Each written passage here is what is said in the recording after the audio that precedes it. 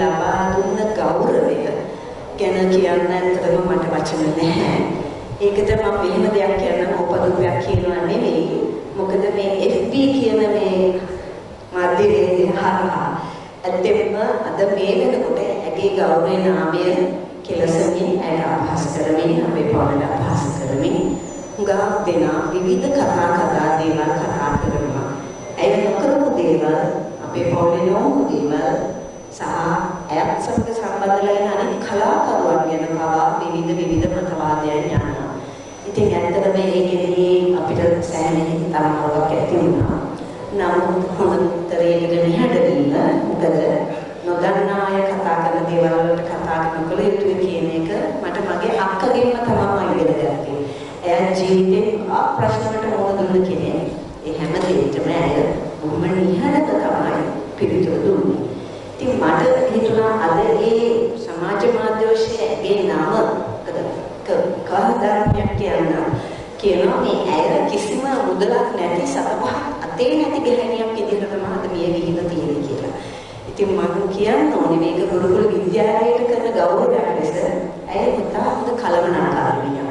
ඒ කලමනාකරණය ඉගෙන ගත්තේ මේ ගුරුකුල පාසලේ.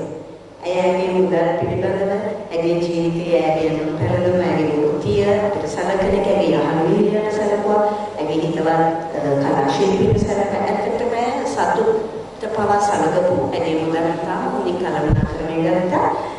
ඇය ඉගෙන ගත්ත ගුරුකුල විද්‍යාලයේ. ඉතින් ඒ අපහාස සියල්ලටම හොඳම පිළිතුර තමයි මම හිතන්නේ මේ අද අපිට ලැබුණේ.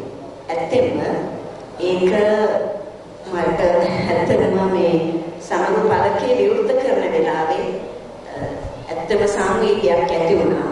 නමුත් මම හිතුවා ඒ සමග පළකේ විවෘත කරලා මේ පිළිතුරු විවෘත කළාම ඇත්තටම අද ඇය නැවත ජීවමානයි කියලා.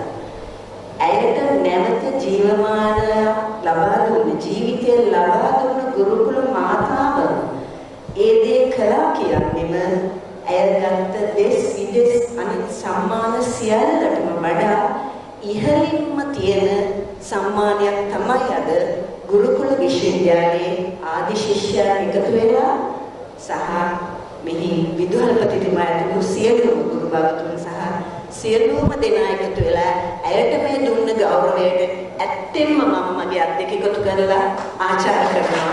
ඇත්තෙන්ම